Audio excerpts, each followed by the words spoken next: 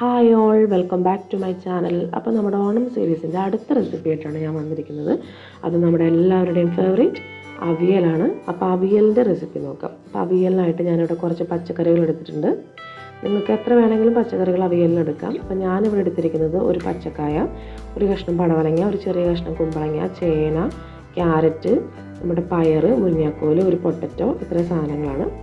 അപ്പോൾ നമുക്ക് ആദ്യമായിട്ട് ഈ കഷ്ണങ്ങളൊക്കെ ഒന്ന് കട്ട് ചെയ്തെടുക്കാം.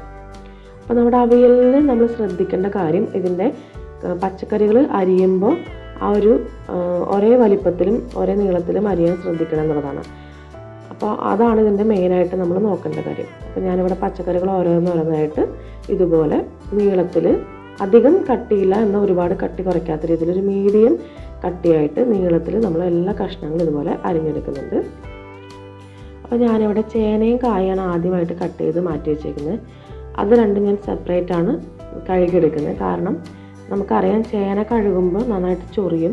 അപ്പോൾ അതുകൊണ്ട് പിന്നെ കായ്ക്ക് കുറച്ച് കറയുണ്ട്. അപ്പോൾ നമുക്ക് ചേനയും കായും ഞാൻ കാണിക്കാം.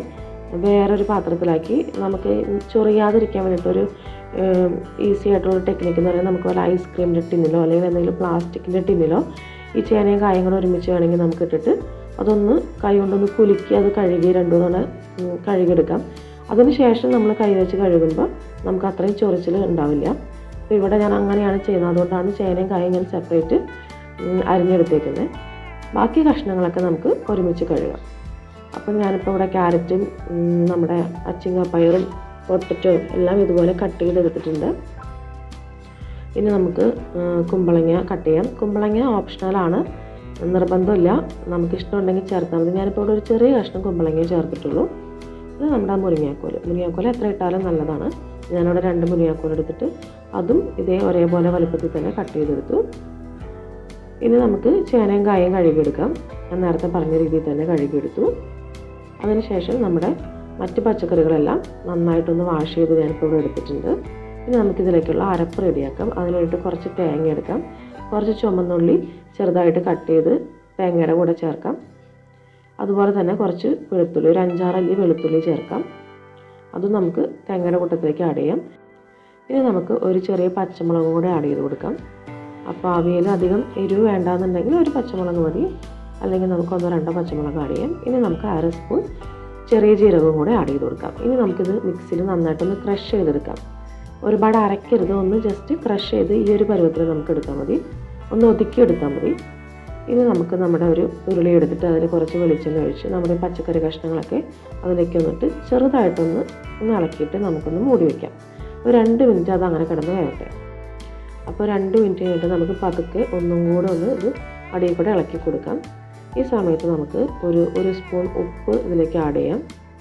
പിന്നെ ഒരു 1/2 സ്പൂൺ മഞ്ഞൾപ്പൊടി, 1 സ്പൂൺ മുളക് പൊടി, പിന്നെ കുറച്ച് കറിവേപ്പില ഇത് ആഡ് ചെയ്തിട്ട് പതുക്കെ ഒന്ന് ഇളക്കി കൊടുക്കാം. ഇതിന് ശേഷം നമുക്ക് കുറച്ച് വെള്ളം കൂടി ഇതിലേക്ക് ആഡ് ചെയ്ത് കൊടുക്കാനുണ്ട്. ഈ വെള്ളത്തിൽ കിടന്ന് ഇത് അത്യാവശ്യം നല്ലപോലെ നമുക്ക് വെന്ത് കിട്ടും. ഇനി നമുക്കിതൊന്ന് മൂടി വെച്ച് വേവിക്കാം. ഇപ്പോൾ ഇത് ഏകദേശം നല്ല രീതിയിൽ ഇത് വെന്ത് കിട്ടിയിട്ടുണ്ട്. അപ്പോൾ പതുക്കെ ഇളക്കാവൂ. ഇനി കൂടുതൽ നമ്മൾ ഇളക്കി കഴിഞ്ഞാൽ നമ്മുടെ കഷ്ണങ്ങളൊക്കെ നന്നായിട്ട് ഉടഞ്ഞു പോകാനുള്ള ചാൻസ് ഉണ്ട്. അപ്പോൾ നമുക്ക് ഈ സമയത്ത് നമ്മുടെ ഒതുക്കി വെച്ചിരിക്കുന്ന നമ്മുടെ തേങ്ങ, നമ്മൾ നേരത്തെ മിക്സിയിലൊന്ന് ക്രഷ് ചെയ്തെടുത്ത നമ്മുടെ തേങ്ങ ഇതിലേക്കൊന്ന് തട്ടിപ്പൊത്തി വെച്ച് ഒന്ന് മൂടി വെച്ച് വേവിക്കാം. അതിനുശേഷം പതുക്കെ ഒന്ന് ഇളക്കി കൊടുക്കാം. ഇനി നമുക്ക് ഇതിലേക്ക് ഒരു സാധനം കൂടെ ഒന്ന് ആഡ് ചെയ്ത് കൊടുക്കാനുണ്ട്, കുറച്ച് തൈര്. അപ്പോൾ നമ്മുടെ പുളിക്ക് ആവശ്യമായുള്ള കുറച്ച് തൈരും കൂടെ ആഡ് ചെയ്തിട്ട് നല്ലപോലെ ഒന്ന് ഇളക്കി നമുക്ക് തീ ഓഫ് ചെയ്യാം. നമ്മുടെ അവിയൽ ഇവിടെ ഏകദേശം ഇപ്പോൾ റെഡി ആയിട്ടുണ്ട്. ഇനി നമുക്ക് തീ ഓഫ് ചെയ്തതിന് ശേഷം കുറച്ച് കറിവേപ്പിലയും കുറച്ച് പച്ച വെളിച്ചെണ്ണയും കൂടെ അതിൻ്റെ മുകളിൽ കൂടെ ഒഴിച്ചിട്ട് നമുക്കിതൊന്ന് മൂടി വയ്ക്കാം. ഇത് മൂടി വെച്ച് കഴിയുമ്പോൾ ഇതിൻ്റെ ഫ്ലേവറും വെളിച്ചെണ്ണയുടെയും വേപ്പിലയുടെ ഫ്ലേവർ അതിലേക്ക് നല്ലപോലെ ഇറങ്ങും.